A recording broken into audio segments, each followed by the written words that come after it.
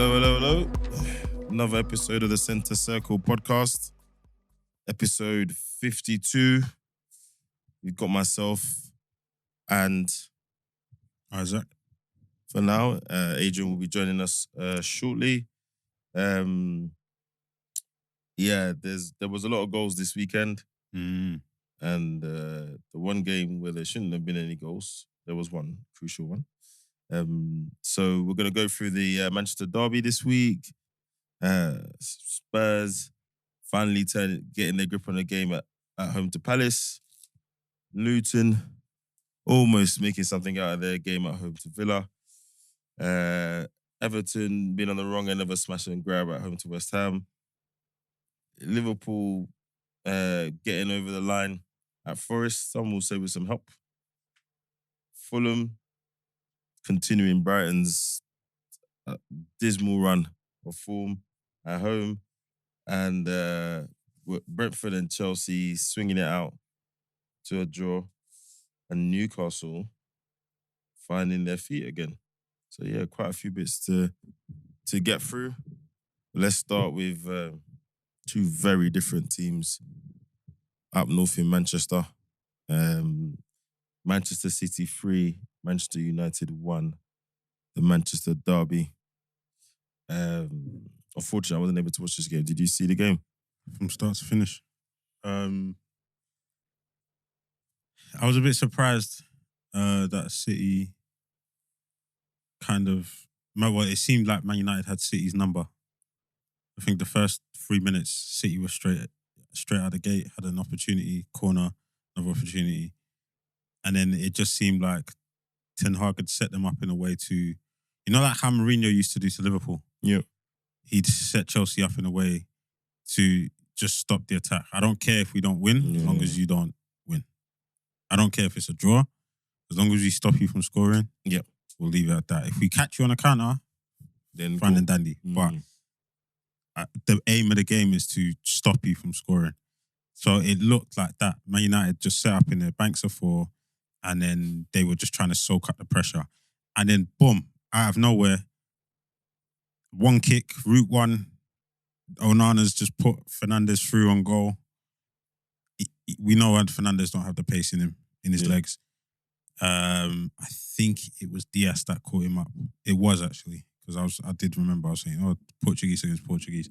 I know it's a weird way of looking at it, but Diaz has caught him up. He's spun, and he's assessed the options. There's nothing on, and then out of nowhere, Rashford's just walked into the picture. He's put it on a plate for him.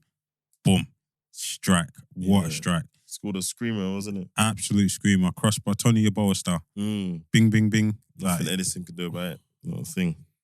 Quality. And then there was another opportunity where the ball's been kicked long. Diaz has tried to control it, slipped, which I did notice a lot of the players were slipping in the first half.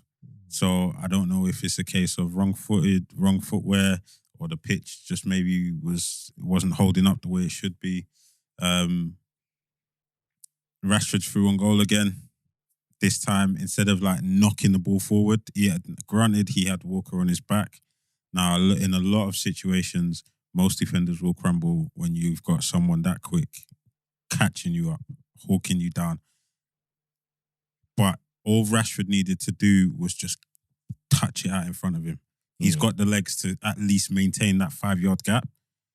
He didn't he knocked the ball behind himself. How do you do that? I don't understand.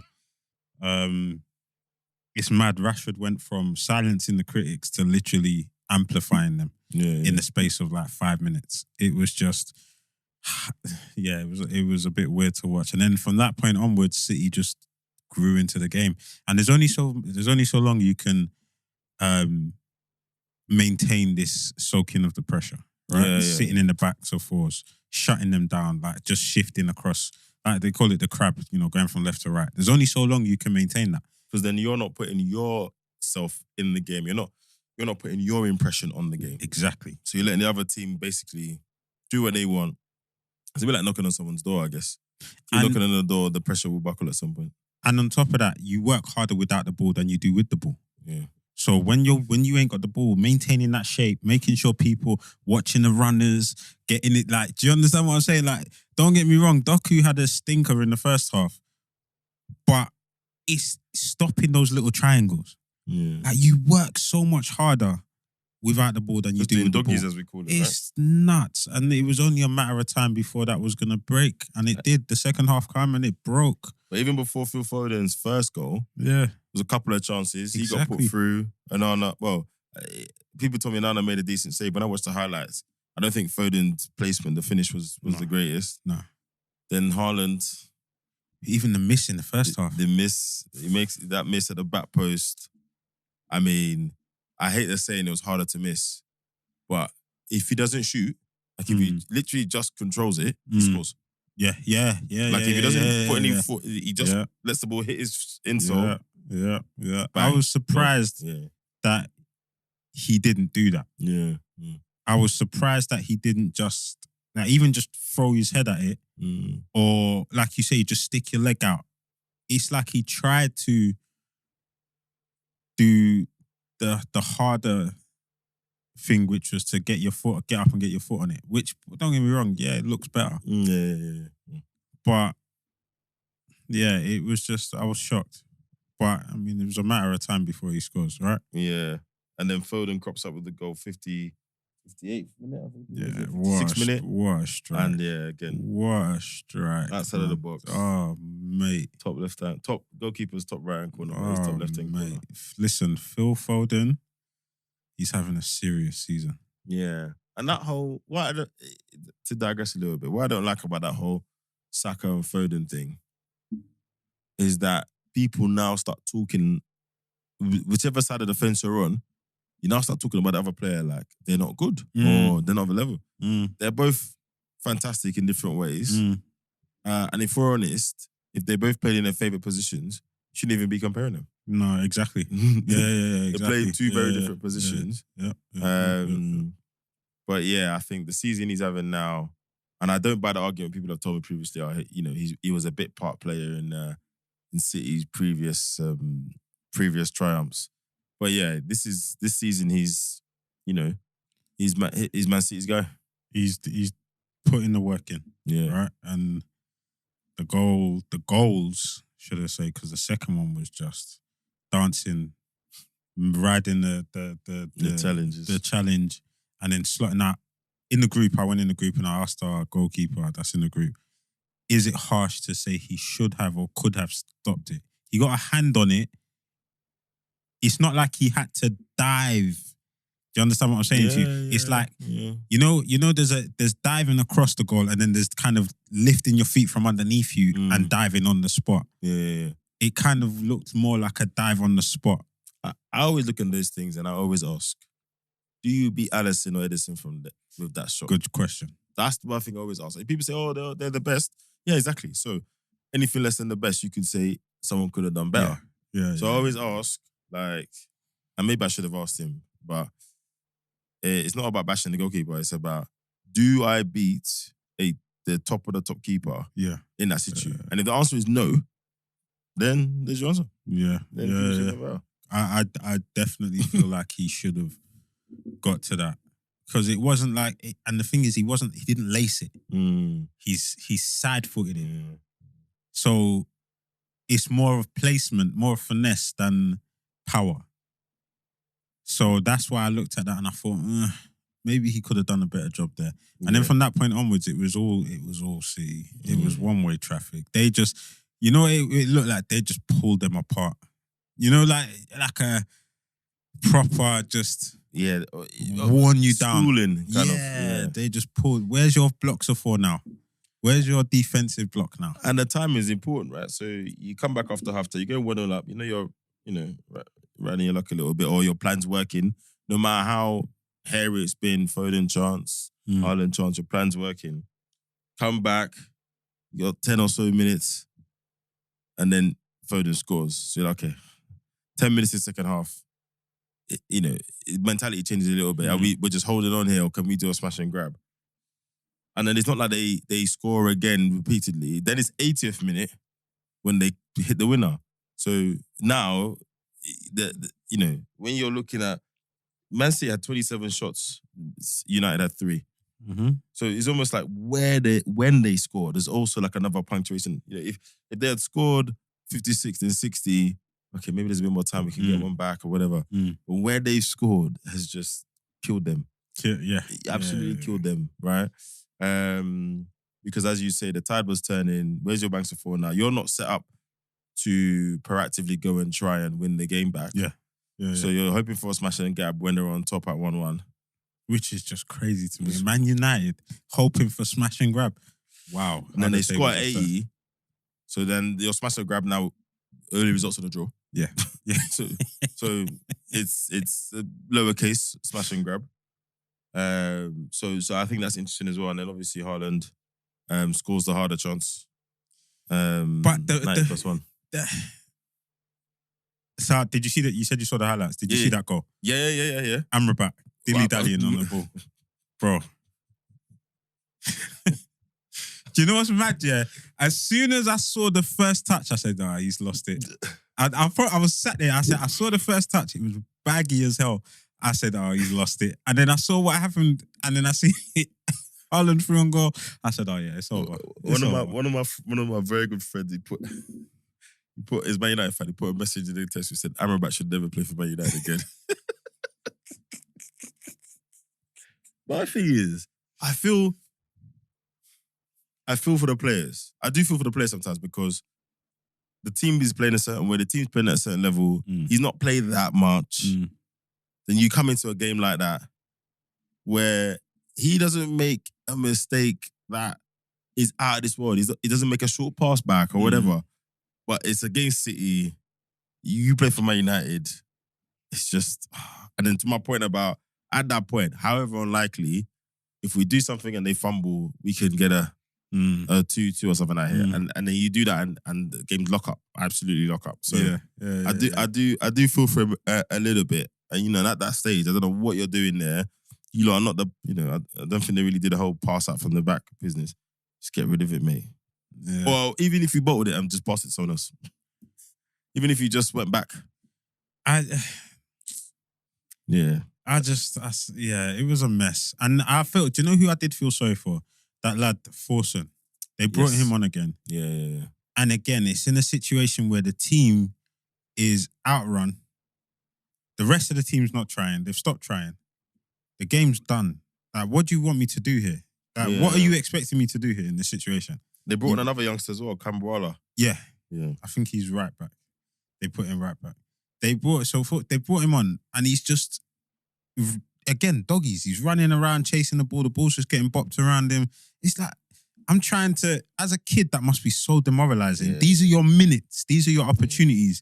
You're being used. The first game, I think it was when who was it against the other week? Who did they play the other week? And it was the Force started. Yeah. Good question. And he didn't get, and he looked so bad. They dragged him off, but it wasn't his fault. Like the rest of the team were just really poor. Yeah. And it was the same thing again. Came off like 53rd minute. Yeah, and it was just the same thing again. You've brought me on. The team's dead. Like, what do you want me to do here? Like, and then so now what will happen is they'll probably leave him on the bench and just say, you've not performed. Do you know what I mean? Like, I hope that's not the case. I hope he does get given another opportunity. But this is another game where I say, when people say to me, they're not sure if Radcliffe and Brailsford and I've forgotten the new gentleman's name, CEO, and Dan Ashworth when he eventually turns up. Yeah. Between those four, nobody can tell me that Ten Hag is making enough of a case to keep his job post-summer. It's not possible. Like, okay, he's not going to lose his job based on losing to Manchester City.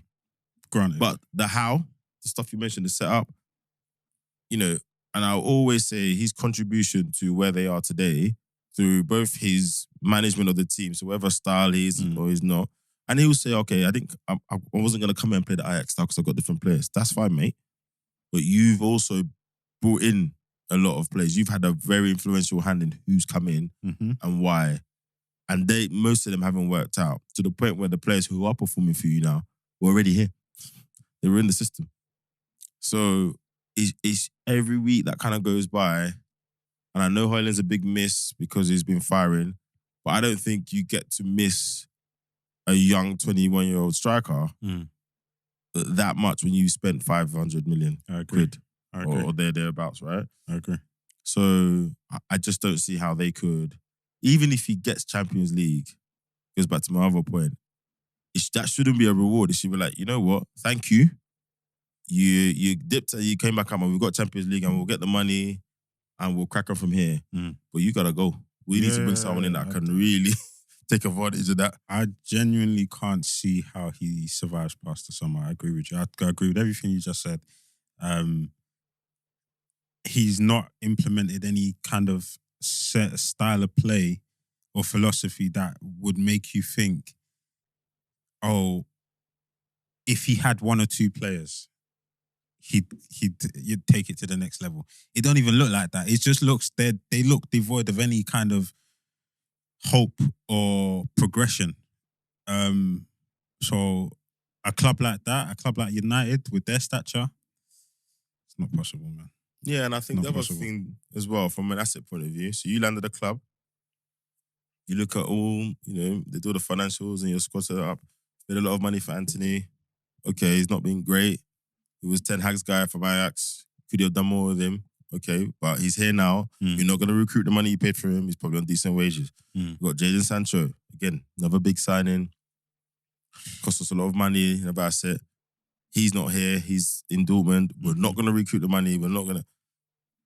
So there's lots of things where actually if you remove the manager from that equation, you can solve one big problem, possibly. Sancho, possibly.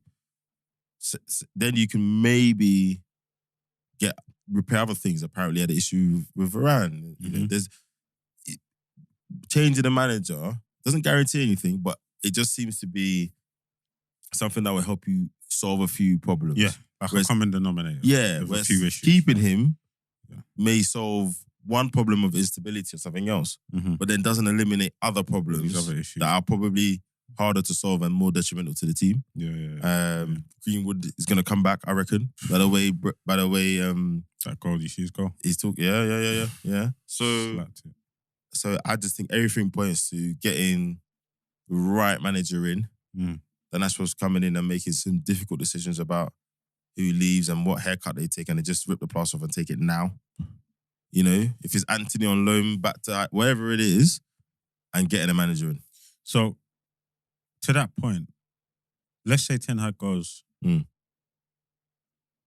the new manager comes in. Do they back him and go back out in the market? Yeah, they have to. And address the current squad and allow him to say, right, 1, 2, 3, got to go. I need X, Y, Z. Or they go, well, you've got to work with this squad for now. I think they start from FFP. So I think they start from FFP and say, this is all the headroom. Then they say, these are the people we want to get rid of. If we get rid of them on certain terms, we can do these other things.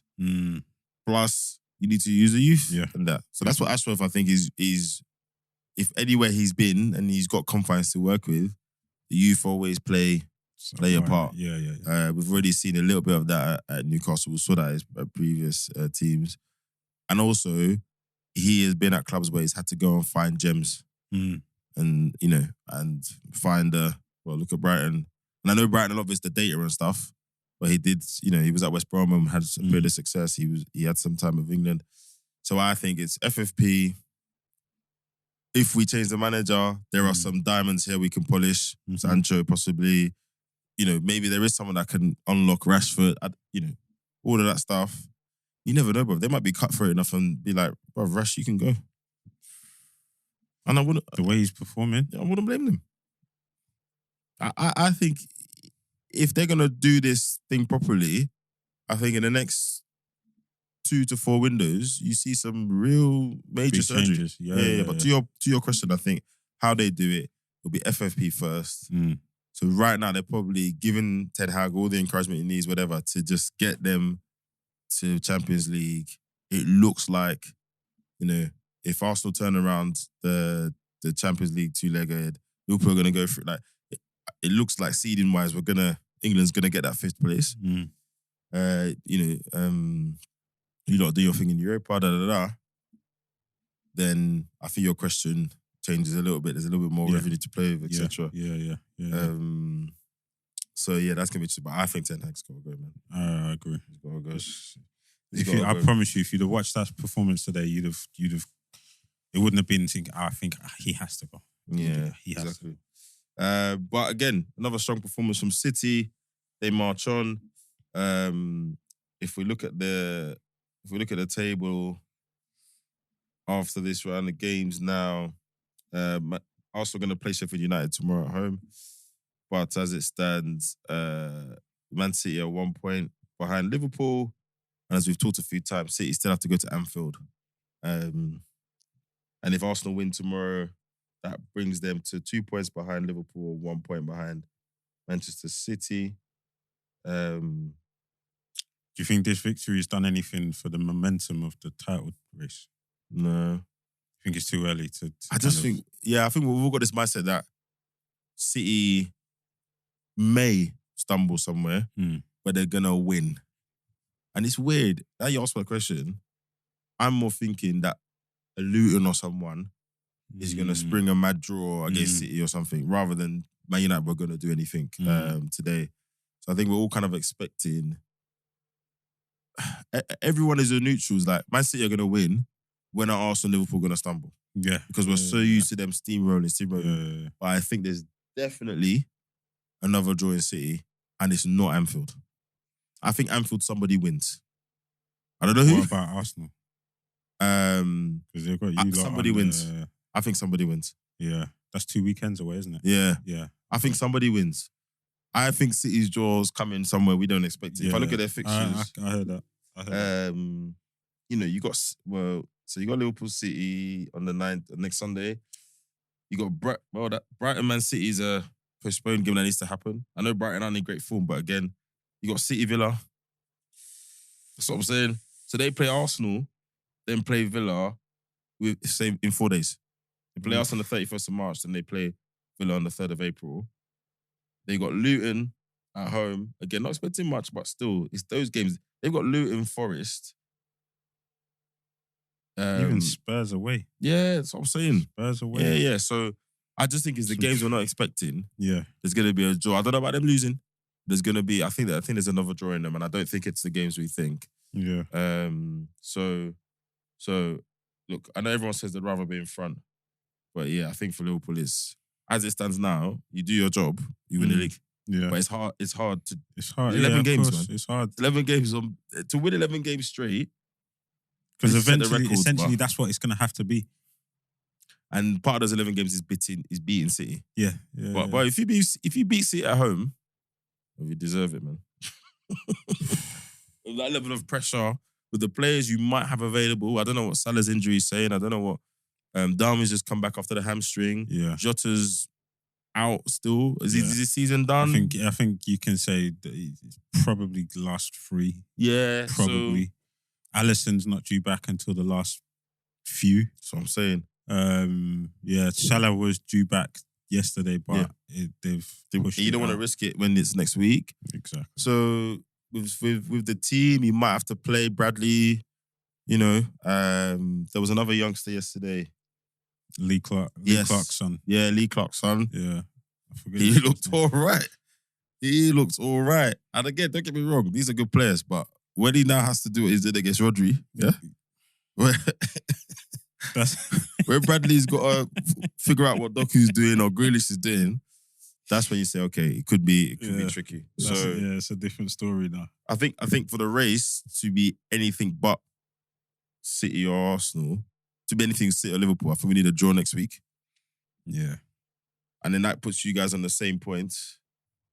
And then if we win that week, that would put us 1 point ahead. So if there's a draw next week and we win our game next week, then one of the, you two played each other almost nulled itself out because you had a draw. Then us going to City doesn't help you guys unless we draw. Yeah. Because if they win, they go back. You know, it's all these permutations. And it's just like... It would have been interesting if everyone had played everybody. So if there wasn't another City Arsenal or City Liverpool and there was these 11, 12 games to go, that would be interesting. Yeah. Because there's no... you literally have to take care of your own fixture list. And that's everyone else has to do you a favor. Yeah, it's not at that point you can't just hope like, if we get a draw. No, I have to just the best course of action. Yeah. Just win. Yeah. Literally, and that's probably how everyone would prefer it. To be honest, that's literally how everyone would prefer it. I reckon. So yeah, that's interesting. Right, moving on.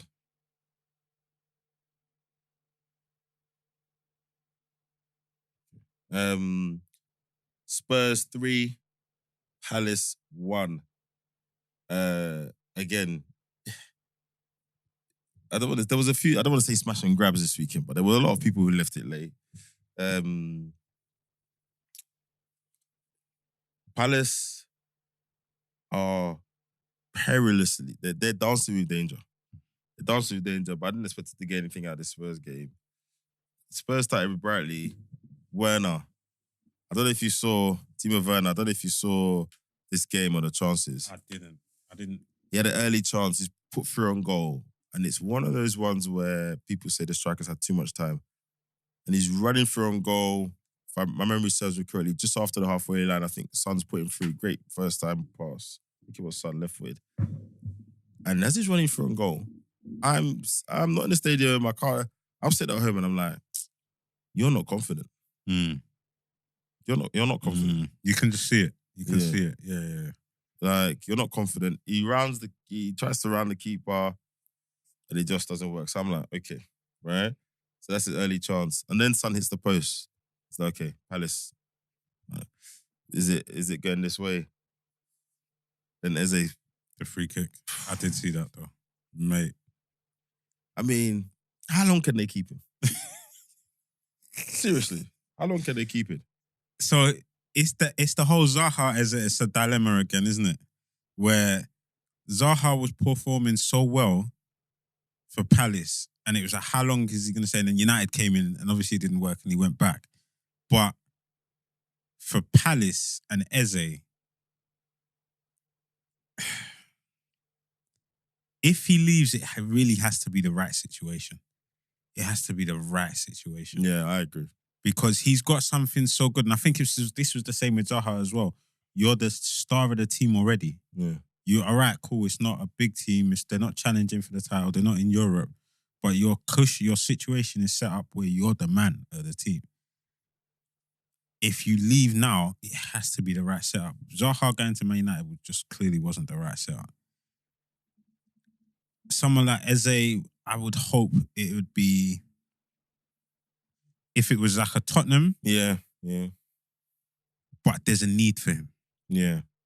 Like, he's going to come and he's going to play. Yes. Yeah. Not him walking in and then having to compete for a spot. You don't want him to do like a Nunes to see. Yeah. Yes. You don't want that, right? Yeah. You almost want him to go to a team. You want it to be akin to like Rice going to Arsenal, and you know he's going to play exactly every week. Exactly. And I wonder, who are those teams? West Ham?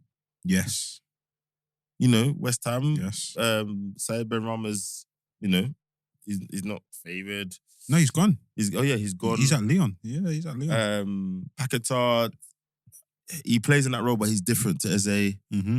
That might not be a bad shout. That might not be the worst shout. A West Ham or even Chelsea.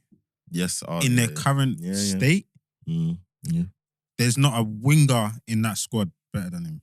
Or an attacking midfielder better than him. I agree. Who does he play instead of? Gallagher? If Enzo and Caicedo did the jobs. Yeah. Or Enzo and Lavia or whoever's signing out the 52 players they got. Sterling, Eze, Palmer. Yeah. Behind Jackson. Yeah. But I just think the situation has to be right. It has to be a situation where he is seen as the first choice rather than going and having to compete, because that could, again, derail your career. Because the thing is, I think of him getting into England squad, etc. I'm like, okay, so how do you maintain these things? Exactly. Yeah, and I think it's the thing I said about Zaha before. People thought I had something against him. It wasn't that. It was that I wanted to see someone of his potential playing at the level his talent deserved. The fact that this is his first season he's played European football is crazy. So it's like, where can Eze go and get to the next level? Play European ball. Play every week in a team that's competing for more. And then that lets Gareth, take him a little bit more seriously. I think it's a similar argument, but different reason for someone like Ade Nketiah. But yeah, Eze comes up clutch, and then you think, ooh, all right, have these guys got what it takes to now turn this around? Is this a bit of impetus for them? No, because then Timo Werner has another chance. Good play, Kulusevski and Son. Kulusevski doesn't give it up on the wing, plays him in, plays Son in, and he gets the ball in. Again, doesn't finish. And then Timo Werner finally gets his first goal. I mean, the celebration, but you could see like the release. Sometimes when those strikers, Johnson, very good hustle, very avoidable from Palace. Those are the things that will kill them. Those are the things the manager's going to look at and be like, what are you doing? Very avoidable, dilly-dallying with the ball a little bit. And then Werner scores and it's 1-1 and it's like, okay, we're going to kick on. And everyone's favourite defender gives Spurs the lead. Mr. Romero. I hate when he scores because that guy is such a wind-up. But he's a guy you'd want on your team. Yeah. Until his stupidity costs you. Do you know what I mean? He's actually, I think he's a good defender. He's a really good defender, yeah. But his temperament is just awful. Yeah. Sergio Ramos Mark II. Maybe not as good. Exactly. But that liability element where you could end up... It could be a crucial game and end up 10 minutes. Exactly, getting sent off, So... I mean, Ramos's red card... Ramos's red card record is absolutely crazy. I tried to defend it, but afterwards I spoke to him. I was like, no, actually, no. Yeah, man, it's 30, I think it's 30-something records. Something crazy like that. And then, again, loss of possession on the halfway line. Sets Son free. Great finish. He just tucks it bottom corner. So, I think the result kind of reflects Spurs' dominance. Okay. But again, bit of quality from Eze. I mean, we said that, bit of quality from Eze, bit of quality from Elise. Do you know what I mean? Like, one of those two, he's not around as well, which is another issue. But if we go back to the table, they're dicing. 27 games, 28 points. Forest are 4 points behind them. To be fair, Luton are 8 points behind Palace. So Luton are 16th, top of the relegation zone. But they've played a game less than Palace. Yeah. So, I don't know. I don't think they're out of the woods yet, man. I really don't think they're out of the woods yet. What do you think it is that Palace needs to take that next step into kind of like top of the mid-table pack? I think they need whoever, it's going to sound mad, but they need whoever is the next Dan Ashworth. Whoever is that guy working his way up through the game who can just spot certain players. I mean, they bought that, I don't know how good or not it is. I think he's from Blackburn. They spent 20 million on that kid. Adam Wharton. Yeah. So you're like, okay, you guys are planning for the future, etc. But I just think they need someone who has got the right kind of... I know Tigger Freeman's been there for some time. Yeah. I would argue him as a sporting director. Some people will say, well, they've been in the Prem, I think it's 10 years now or something we looked at the other day. 10 years, yeah. So his role has been a success. I would argue that it's probably been sufficient if their target is staying in the Premier League. If you've been in the Premier League 10 years, should you be a little bit more ambitious than that? Is there things that, Pat finished high and Friedman would have been instrumental in hiring Pat, so don't get me wrong. But if you look at the squad and how the squad has progressed, I don't know, man. I think they need to change that director of football. So that's the first thing. Then maybe that person can work a little bit better, a little bit more savvy with the constraints investment-wise, because I think Steve Parish has one idea. John Texter has another idea. And he came out this week about I keep calling them FFP, but the sustainability rules, I think they're called, and how they actually harm clubs like Palace because it doesn't allow them to spend money that they legitimately have. Yeah. I saw that. So I people, and I've said it before, they need a change in spend, but I actually think you need the right person to spend it. So I just think, based on evidence we've seen so far, they need someone that's probably has a different way of thinking. I don't want to say better or worse, but different way of thinking to Doug Freeman, because I don't see how else they're going to do it. We still have a squad where Jordan Ayew starts most week. No disrespect to him, but Yeah. You know, he's a good pro for the players around him, but he's not a Premier League. If you're trying to take the next step. Yeah. You know, again, it's like Mateta and Edward, Edward Kiffin, so but we're talking about they've made some good signings. Eze was a good signing, to be fair to him. Elise was a good signing, to be fair to him. Mitchell's come through. What's the name of the centre-back? The tall... And Anderson. Yeah. And Anderson. So they've got a good base, but I just think, in the Premiership, you need more than that. You need more than 6 or 7. You need some clever loans, Yeah. And again, you never know what they've tried. So I don't want to be too harsh on it. You never know what they've tried. Yeah. There were rumours they tried for Nketiah about didn't quite come off, he wanted too much money, or he just thought it wasn't the right time to leave Arsenal, da. But maybe they just need some fresh thinking about how to sculpt that squad, man. Yeah. I look at that squad and it just looks like a very, very disjointed squad. You've got some really good potential in there, mixed in with just like dead weight. Yes. Do you understand what I'm saying? And maybe too much of it, right? Yeah. And it's like, how do you expect to progress if this is all you're working with? So I would like to see them take the next step. I just can't. I can't see how. I think your point is very good. Maybe starting at the director of football level and look at player recruitment. Yeah, I think that's a good shot. Look at their backline. This is their backline, right? Joe Ward, Tyreek Mitchell, Rob Holding, James Tompkins, Mark Gay, Daniel Munoz, don't know much about him. Jim Anderson, who I think is really good. Nathaniel Klein. Agent. Chris Richards, don't know much about him, American player. No, he's actually decent. Nathan Ferguson is a youngster. He's got. Do you know what I mean? Like, again, I'm not saying they're dire and they're 8 points away from relegation. Fine, but every year, we're just gonna literally just. And if that's year. the case, then I would argue you make investments like the training ground and stuff. You do that so you can, start making little notches. But to be fair, Steve Parish talks about that. He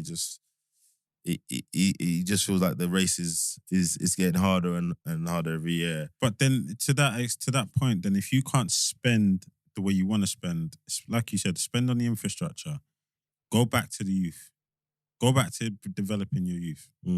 They just built that purpose-built facility for the academy. Invest in that. Bring more youth coming through. Go back to the way where it was when Simon Jordan was the chairman or the owner. And you had players like Victor Moses, Routledge, John Bostock, Nathaniel Klein when he was young coming through, like Sean Scannell coming through. Like you had a load of youngsters coming through. And that's how you was working your way up. Like, go back to that then. Build talent that you can either keep or sell for a profit and reinvest that funding back into the club. Yeah, and then you buy someone he might be a fantastic, I don't know, spent someone like 20, I think it was 20 million. Well, I heard the stat that they spent the most in January transfer window. Now, I know it was a quiet window, but, and again, was another midfielder what they needed? I don't know. Was it another, I don't know, mate. Jefferson Lerman's there, obviously, Eze, you got a guy called Franca, Mr. Schlupp, that's another one. Will Hughes, I don't Will Hughes, I've not seen. Has he been playing? He plays, bruv. He plays. He plays a bit too much, if you ask me. Ahamada.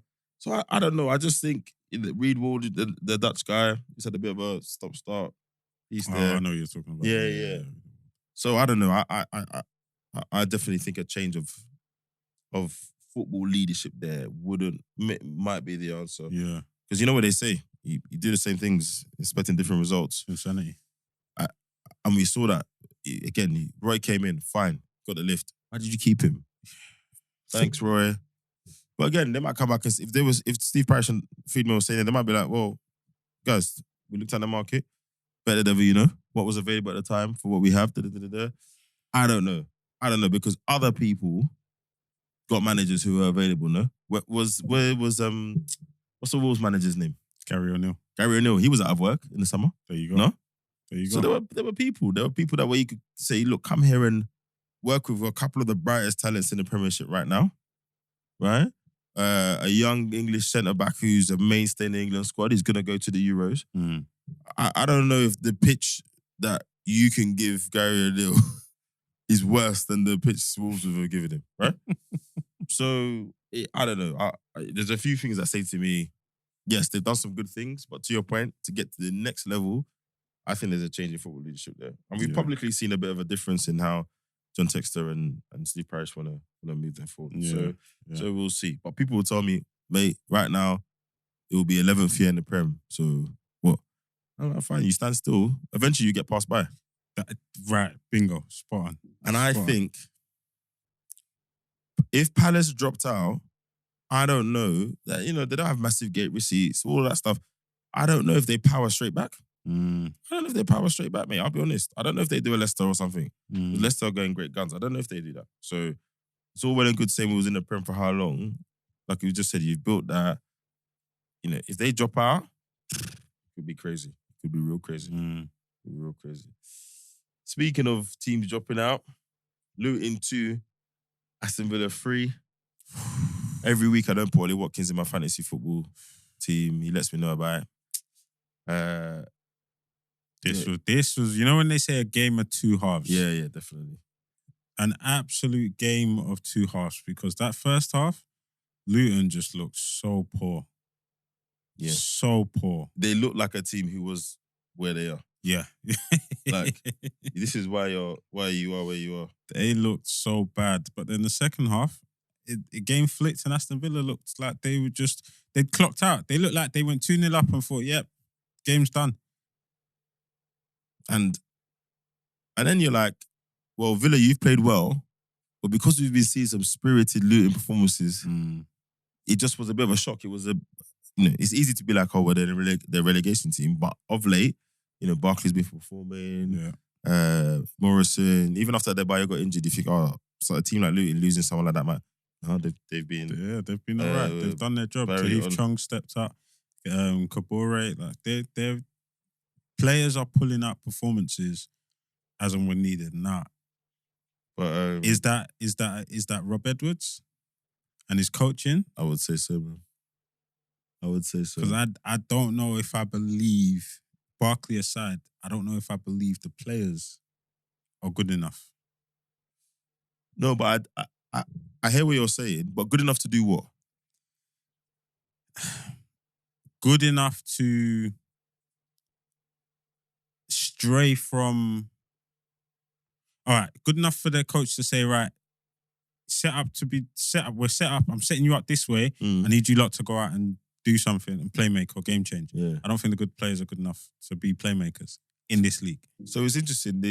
I was listening to someone who's watched Luton for some time, and I think they've watched Rob Edwards' career for a bit. They're like, actually, Rob Edwards is a manager who, I think I said it before, who likes to play a bit of an expansive game. Got to Luton and said, okay, I have a set of players that can do some things. And I've got some other players who can do some of the stuff I like to do. So I'm going to adapt that. Which is what a good coach does. Yeah. So I think it seems like from the outside that after kind of getting over the whole we're in the Prem and everyone's faster than us and mistakes cost and you've got to take chances, he kind of got in a good cadence where he's probably made tweaks to the plan, revolve a little bit around Barkley. There's definitely some coaching, management, whatever it is there, because you can even see the building confidence players like Adebayo and co, and how they're finishing. Morris looks like a good player anyway. That is probably doing a bit of a shop window job. Yes, like the next team that comes up or someone that just makes it, I could be a cut price answer to your problems. Palace. Good shot. Yeah. So I would say a lot of it is down to the players, but I think Rob Edwards has got to get a lot of credit. And even if they're losing games now, if you're someone that watches the game, if you're a director of football watching the game, you will realise that they're not losing games the same way or as frequently the same way. So yes, little mistakes are still getting made, etc. The way the team is set up.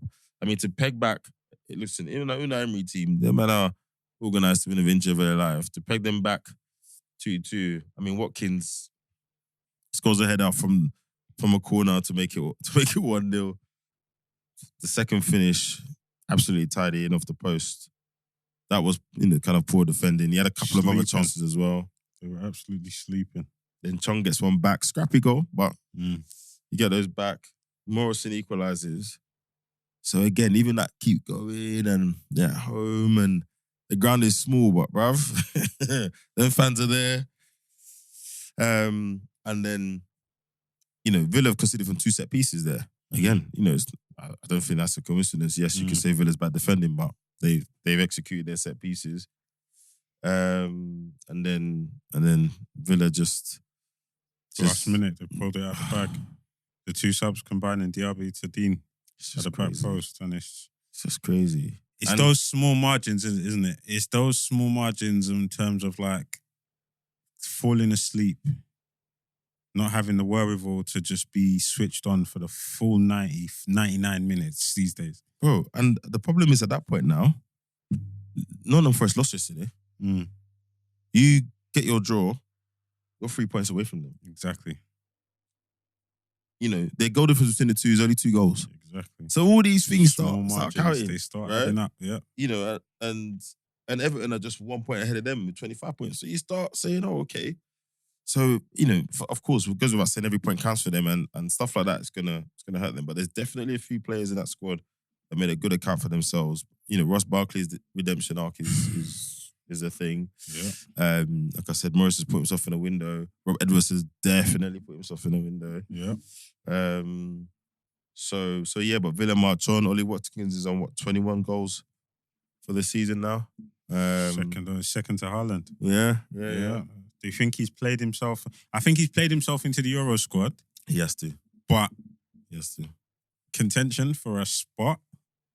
Yeah, he doesn't play many minutes, but squad. I mean, he must be ahead of Tony. And Southgate's got his ideas about people. Who else is he fighting with? Who would you say? Tony and who else? And Solanke. Wilson. Solanke. And Solanke. Wilson's injured, so forget that. Forget it, yeah. I think right now he's well ahead of Solanke right now, unfortunately. Yeah. Solanke's played well, but the rate this guy's scoring, he could be a wild card you throw off the bench. Yeah. I think the only thing is Tony. I think Tony's the closest to Kane in terms of style of play. And I think in terms of who's better, I think Tony's better than Watkins. Yeah. But Solanke and Watkins offer something different. Yeah, very true. And give you diversity in your squad. Exactly. Especially with the form Rashford's in. I don't know if Rashford's a shoo-in anymore, bro. He keeps playing like this. I don't know if he's a shoo-in. The only reason why I say he's a shoo-in is because Southgate, like you said, Southgate has this thing about players that he trusts, right? His trusted players. Well, I know what they can do for me in an England shirt, a la Kevin Phillips, a la Harry Maguire. Do you understand what I'm saying? So I think he's just going to go, unless someone comes and puts in, or has already put in a performance within the similar position to Rashford, which is out wide on the left, I don't think he's going to drop him. Yeah. I don't think he's going to drop him at all. Yeah, I agree. I think Rashford walks into that squad. Yeah. So I think Watkins he's played himself into that squad. Yeah, I think he's at the point now where Tony or Solanke have to play him out. Yeah. They have to. Yeah, right? I agree. Even though I do think Tony's probably got a bit more to his game than Watkins and he's probably the better player. And he might go simple for the fact that the impact he makes in a short space of time, right? Missing all that time of the season and he's come back and put numbers on. He's got assists. So yeah, we'll see. Well, so we talk about an important goal. We just talked about important goals. One in a detrimental way for Luton, but a big goal for Liverpool in this title race. Forest 0, Liverpool 1.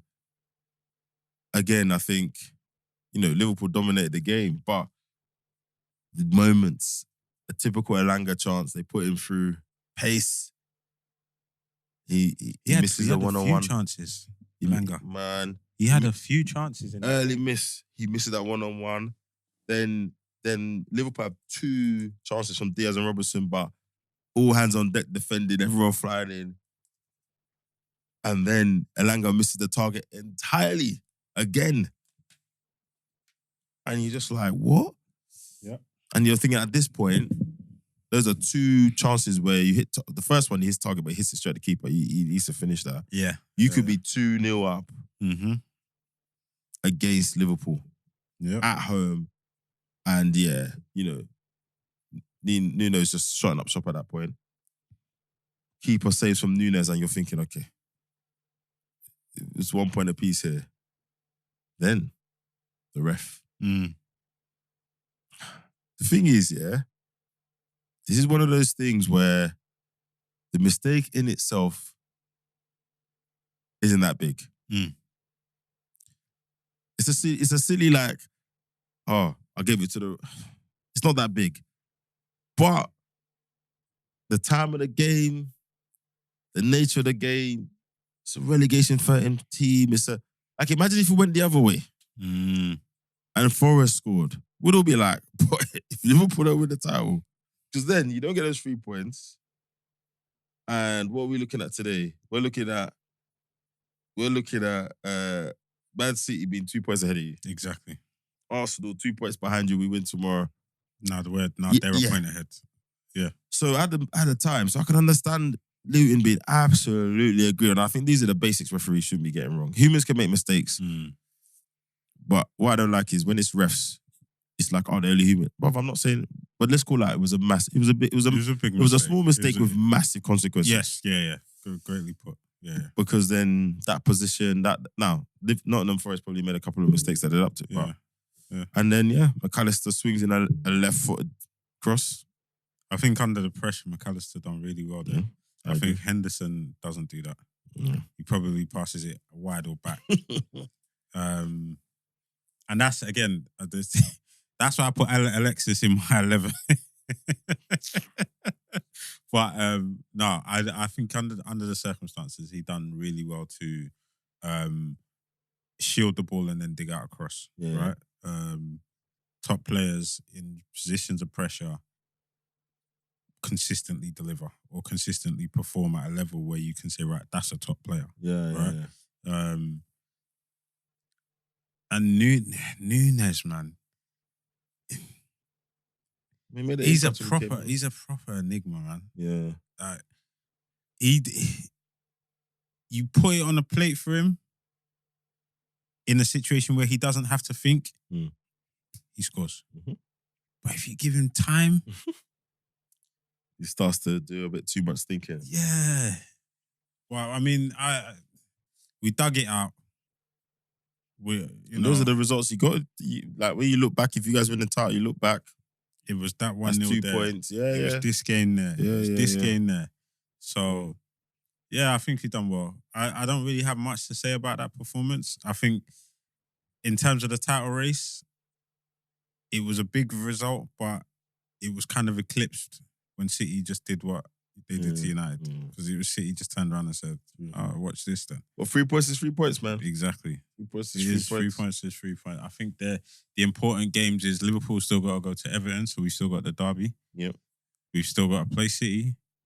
But that derby, I know it's a derby, but we've said that a few times and you lot have just wiped them. Yeah, I hear it. When you look at your lineup, I know we all bandied about the Carabao Cup final, but some guys started this week. Clark started this week. Bradley started this week. Apart from that, fairly strong lineup. Robertson, Van Dijk, Konate, Elliott, who has been, he's been doing his performances have been a lot better, I think, of late, playing in that front right. Gomez playing in the middle. Yeah. I know. He played in the middle, not this game, the game before. And I remember speaking to Keith, and Keith said he looked all right. But I didn't quite see it in this game against Nottingham Forest. Okay. He looked like I would expect him to look in the midfield. Yeah, okay. Do you understand? Like a proper centre-back trying to play in the middle of the park. Doing his best. Yeah. Yeah. I got you. Doing his very best. But he done enough, obviously, until Endo came on and kind of took over. But considering the injuries that we have and the players that we have at our disposal, I think we've. So next week with I'm what just you surprised. have. So the starting lineup was Robertson, Van Dijk, Konate, Bradley, Clark, Gomez, McAllister, Elliott, Gakpo, Diaz. Obviously Nunes is back. I'm guessing Slobozai is back to a certain level. Might not be ready to start next week, but he came on. Yep. Endo didn't start for some reason. I don't know, is it injury? Or... Yeah, he picked up an injury in the Carabao Cup final. So then let's not risk him. Simicast was on the bench, but obviously Robertson's there. So actually, are you thinking next week, obviously Nunes starts. Has to. Endo starts next week? Has to. Okay. So you're getting back to the point where you might only actually need, well, I'm thinking about the youngsters, right? You might only actually need to play Bradley. Like Clark doesn't start probably. Endo's back. If Slobozai is back. If Nunes is back, and then you probably have them on the bench, and you have Dans and a couple others. But yeah, you should have obviously without Salah, it's not the strongest 11, but as close to the 11 as you can have without Salah. Yeah. The only argument you make is then, okay, if Salah's not on the bench, if he doesn't make it next week for the bench, then what you've got off the bench is the youngsters then. Exactly. You're calling on Clark or Dans or someone like that. Yeah. And yes, they're good players and they're good young players, but not expecting them to come on and be the difference makers against City. Yeah. Okay. Yeah. Boy, next week is shaping up to be spicy. It's at Anfield, isn't it? Yep. Very techy game. Very techy. Is it an evening game? Oh, so on Sunday, it's going to be afternoon, isn't it? It is. The game needs to be under the lights, bro. It's a 3:45 game. Okay. Yeah. That needs to be, you know one of those games, it's dark, it's evening, floodlights is on. Okay. But look at that run though. So we've got Sparta Prague on Thursday. Then City. I forgot about Europe. Then Sparta Prague. Then United. Jeez. So 4 games in 10 days. Yeah. And then obviously the international break. Yeah. And then, the running. Yeah.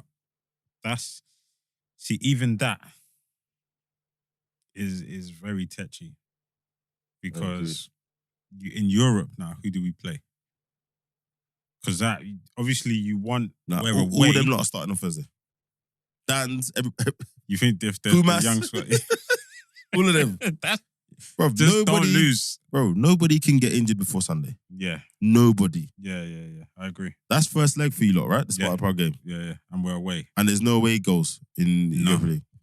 Bro, I'm serious, man. I think all of the men on the bench, I think Van Dijk starts. I think maybe McAllister and Gomez start. And he plays a team that's good enough to get a result. But if he goes full strength on that Thursday before Sunday, I think he's mad. And City are playing... So City have Copenhagen. Didn't they win like 3 or 4-0 in the first leg or something? 3-1. So they're dashing at their youngsters. So you're going to see Rico Lewis. Yep. We're going to see Oscar Bob. Yep.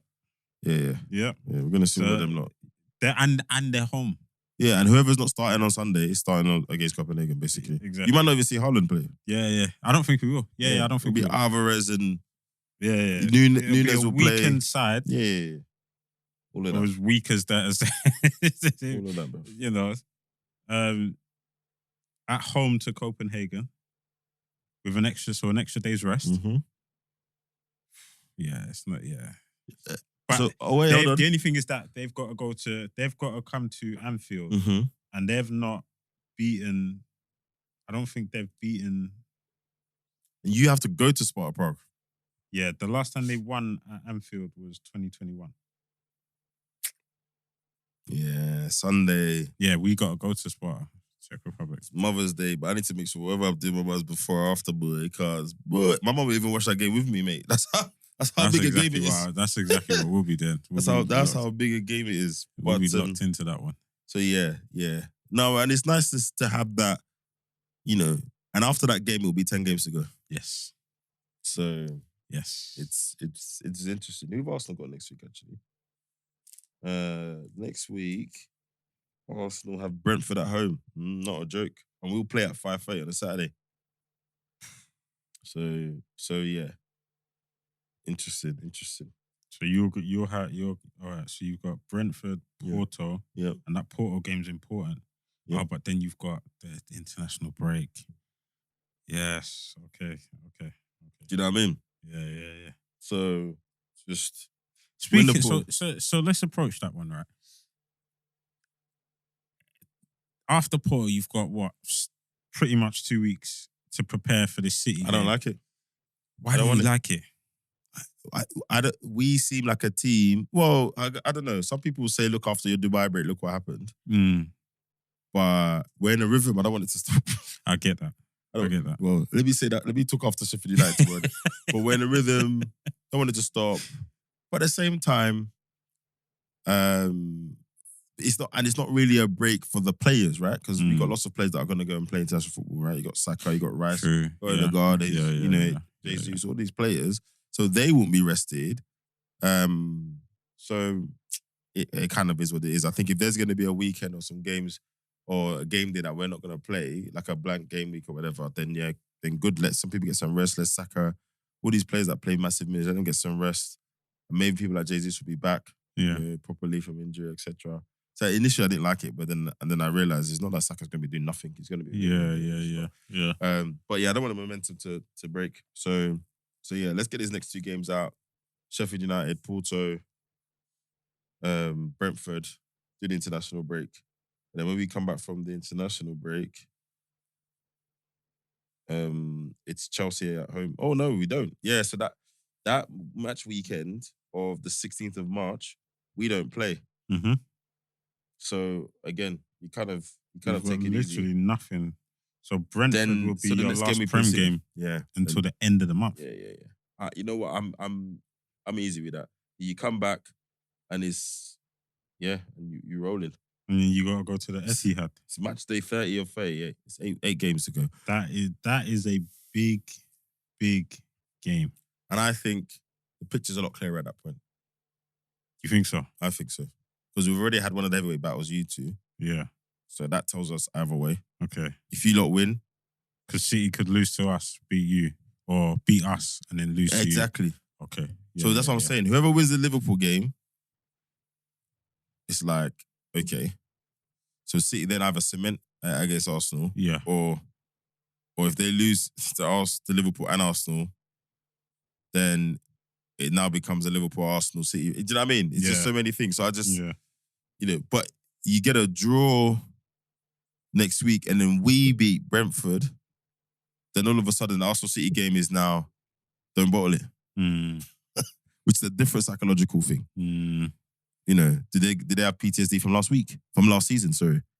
You know? Yeah. So I want that. I want next week to inadvertently give us the lead.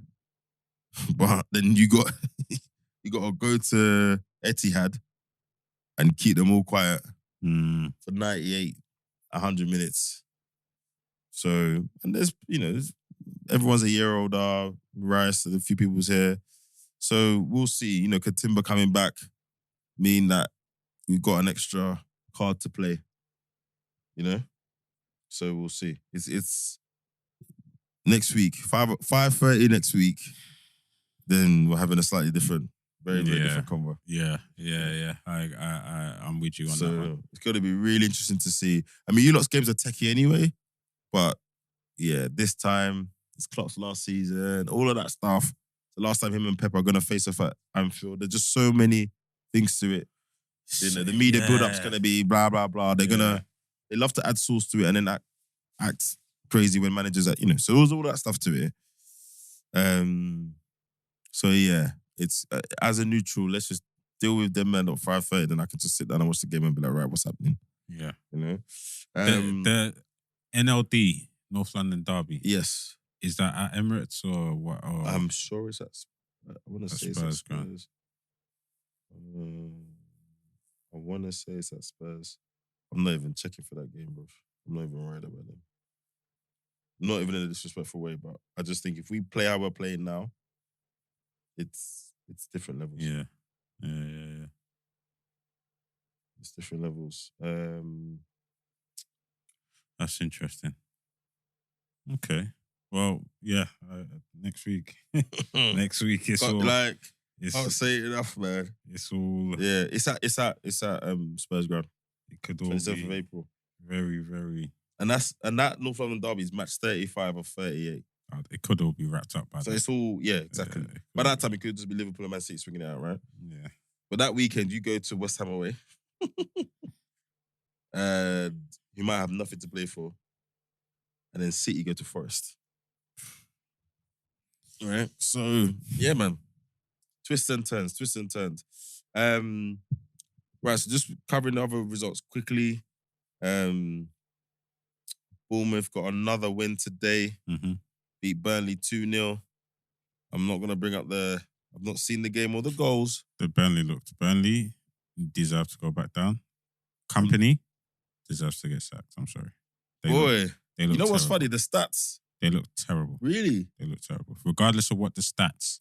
That's what I wanted. I'm glad you said that first because 75% possession for Burnley, 20 shots instead of Bournemouth's 10, 6 shots on target. No. Bournemouth only got 3 on target. It's like everything looks good until you get to the final third. Yeah. And then it just falls apart. Yeah. I mean, Bournemouth scored early, right? 13 minutes. Then they score again, 88 minutes. Again, we talked about timing on goal. To be fair, the Semenyo goal, it took a deflection. Yeah, okay, fair. All right. To be fair, the keeper, the massive deflection. The keeper's already committed to the shot. Yeah, it's just sailed right past him. But beyond that, Burnley, I never ever looked at Burnley looking like, I never looked at the game looking like, Burnley look like they're going to score. I think Bournemouth are out of the convo for relegation, you know? They got a game in hand and they're on 31 points. Yeah. So they're 11 points away from relegation zone with a game in hand. Yeah. They're comfy. Sorry. They're 11 points out of the relegation zone, but Bournemouth and Luton have got the same amount of games.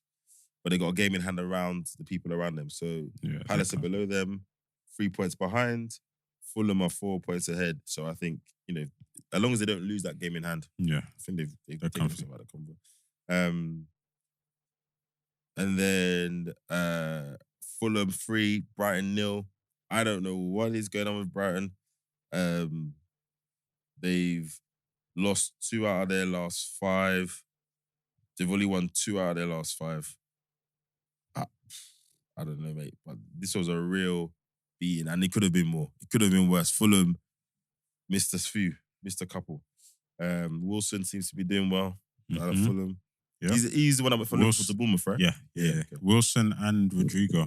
They seem to have got a little partnership going. And then now, what's his name? Iwobi is now there floating. Pereira. Yeah. There's a little team there, you know. I agree. If they get a strike, and again, Jimenez went on this little form. Yeah. If they get a striker, it could be interesting. Yeah. Again, is that somewhere? Should they be picking up the phone and trying to get an Nketiah or someone? Yes, 100%. Yeah, 100%. But if you're Nketiah, do you go there? I would. Yeah. If they look like this right now, and I can come in and add goals. Europe, we're knocking on the door for Europa Conference League. Yeah. So I've watched them and yes, a lot of it is threat from like someone like Muniz, who will be scoring, Wilson scoring. I'm just like, if you had someone that could just give you 15 goals, 15 goals is his calm season. And I think Nketiah could be that striker in a team where he's starting every week. I think he's a 15-goal Prem striker. I agree. Yeah. In that kind of team. Yes. Yeah. And then if he has an amazing season, he scores 20, he scores 20s plus. And then, it can be transformational for the team. Yeah. You know, I'm not saying Nketiah can score 20 goals every season in Prem. But it just takes for him to have 1 or 2 seasons like that, get a bit where hot. He at least looks like it. Right. And then someone pays you a whole lot of money for him, which is good for the team. Or that quote-unquote false position allows you to invest. Yes. So if he has one mad season and you do an Everton 1 year, you come 6th or whatever. Do you know what I mean? And then, so I look at them and I just think, again, I think Jimenez is all right. I've never been a massive fan of his. I just think, do you need, you get hit, you keep him and you get an Nketiah as well or whatever. But yeah, they took Brighton to the cleaners. Wilson scores a great goal to start. Muniz they bought, I can't remember who they bought to replace him, but everyone say that they bought someone to replace him and then he decides to stop playing. So he scored again. I think that's 4 in 5 games or something crazy. Yeah. Wilson assist. Wilson could have made it 3, but shoots wise, he could have even made it 4. Misses his chance. Pereira had a chance that created by Iwobi. Then Ferguson missed the chance to make it 2-1. Again, moments. Could have changed the tide of the game. Then Bonote hits the post for Brighton, and you're like, yeah, all right. Yeah, this is not your day, you know. Mm-hmm. And then, Deco overread, robs the defender on the halfway line, and sets up a Adama Traore, who I won't lie, I'm like, you're going to miss. You've had too much time. Bro, hey, Slaughters, side netting. That's it. So, yeah, well done, Fulham, marching on. Brentford 2, Chelsea 2. Oh, God. Tony and Wissa early on got into them. And I thought, all right, Chelsea, we're doing this again, yeah? And then Jackson, talking about people who are not confident, Jackson goes through. This way he rounded the keeper. I was ready to message Mark, bruv. Ready. Yeah. Then he misses. Yeah. And then the commentator says, he never looked confident. I was like, wow. You're saying that on the mic. Okay. Then he scores a fantastic header. Yeah. Bottom corner. Slightly poor defender. Great cross, though. Yeah. That cross was quality. And then calamity defending allows Brentford to equalise. You look at Disasi, it's like he wants an invitation to go and tackle to get to the ball. The guy's in your 6-yard box, bro. Moving some urgency. He's moving like he's in mud. It's crazy. And then Palmer misses a chance that I would think that someone of his is in the box, hit the target at least. Yeah. Gets good purchase on it, but it just misses the target completely. And then Wissa does that overhead kick. Mate. I mean, he's winning goal of the month calmly. I know it's so? the first weekend of March, but that overhead kick is mad. He's winning goal of the month calmly. But again, the defending. The Brentford player stuck out his leg. The ball's gone in the air. It's gone unchallenged. And then Wissa's able to get up there and do a full, but not scissor kick, full bicycle kick. And everyone's like, oh, great goal. Where were the Chelsea defenders? It was just madness. And then the Sassy, the header. I mean, no one was stopping. The guy came in with full power. Palmer, great cross from Palmer. And nobody. Full power. Nobody, nothing was stopping the Sassy getting to the header, bro. Yeah? Everyone would have been collateral damage. Finish. He's just running through everyone. Yeah, finish. I hear it. But it would have been a bowling ball in the alley. Oh, God. So, not a loss, but again, another point for Chelsea. Chelsea definitely had the chances. Well, to be honest, they both had chances. Probably both wasteful on their side. We've already had the conversation about Tony. He's come back like he never left, to be honest. Yeah. Which he needed to do. Yeah, I agree. And I think that's going to be the other saga of the summer. I don't think he goes to the Euros. So, Brentford are going to sit and wait for whoever wants to put up the money for him. And I think there's probably 2 or 3 Prem teams. I'd be surprised if a couple of, I wouldn't be surprised if 1 or 2 Italian teams wouldn't mind having him in their side. And my man's going to move as well, which might disturb the market, but I don't think the same teams are looking. Well, possibly. So, Osimhen's probably going to be in the move this summer. Yeah. Everyone's saying Chelsea or this or that, but I think he comes to the Prem. And if you don't want to spend the transfer fee or the wages, maybe Tony's the cut price, right? So let's see. And Chelsea, I mean, what are we going to say about Chelsea that we haven't said already?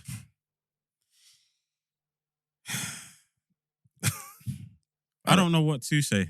I'll be honest with you at this point. Yeah, I don't know if it's Poch. I don't know if it's the squad. I don't know if it's I don't know what to say. If it's the players. Is it too early to say that Poch just can't wait for the end of the season? No, you fully can't wait. You fully can't wait. The season's a write-off. They still got the FA Cup, right? The season's a write-off. They got Leicester City, the FA Cup.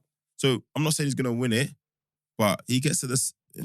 If he gets to the semis, so we've had the concept. If he gets to the semis of the FA Cup, and he got to the final Carabao Cup, gets to the semis of the FA Cup, and he finishes mid-table, I think they'll take that.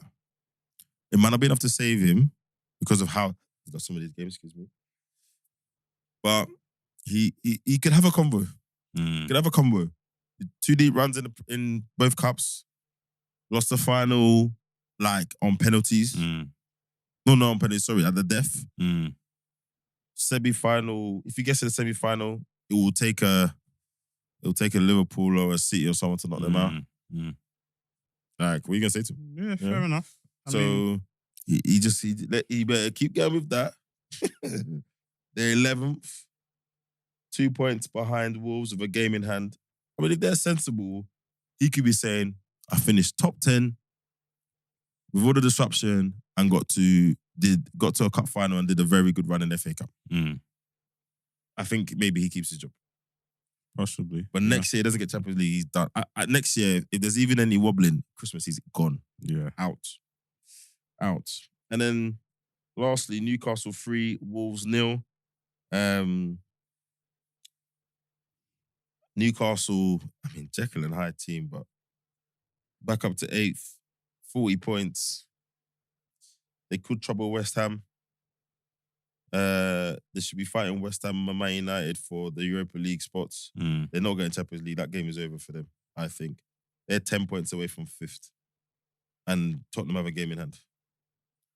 So, even if, Europa League at best. Yeah, Europa League at best.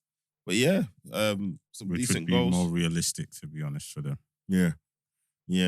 Isak gets in early. Anthony Gordon takes advantage of a defensive mix-up. What I found watching this game is they weren't the usual organised team. Like, Gary Neville team is come to be really organised, and they were just making silly mistakes at the back. And then they have a chance. Sarabia at the back post, instead of squaring it, he goes for goal. And he did that, and I just thought, because I really just scored, but I'm like, that there, you roll it across and let someone get you back in the game, man. 100%. He tries to beat the Bradford their post. I'm just, bro, you're not doing that. Gakpo did something similar in the Forest game as well. Exactly similar. Bro, just slide the ball across. Almiron misses the chance, they get lucky. And then Livramento scores a strange goal. He just they let him run the length of the pitch, cuts in, gets into the box, and then he kind of just gets to the keeper. They tackle him, but he just stumbles into it, so he kind of hits his foot and then his knee, and then it just rolls it. And for his first Newcastle goal. And just that goal epitomizes Wolves' whole game. Yeah, when your luck's in, your luck's in. Yeah, literally. So, yeah, kind of Newcastle back on, been a bit of a dodgy form lately. Only 2 wins in the last 5. 2 wins, 2 draws, and a defeat. So they'll definitely be geared for those points. And despite Brighton not being very good, they're only 1 point ahead of Brighton. So, yeah, all those points count. So, yeah, lots of goals this weekend. The title race hasn't got any simpler. And as we record on a Sunday, Arsenal play Sheffield United tomorrow. What do you reckon? What's quick score? 4-1. Yeah. I think 4-1. I reckon 4-0. Yeah. I can't see Sheffield United even scoring, to be honest. Yeah, well, sometimes I think we've still got a little bit of that going to a team and thinking, we got this, and then they shock us into life. So I'm going to be conservative and go 4-1 and then let Europe play out, and then, we'll see what transpires next week for the big game. The big game. But until then, please like, share, comment, subscribe. We see you regulars on the Instagram as well. So appreciate you. Keep interacting with the team. And we'll be back next week. Yes, sir. Peace.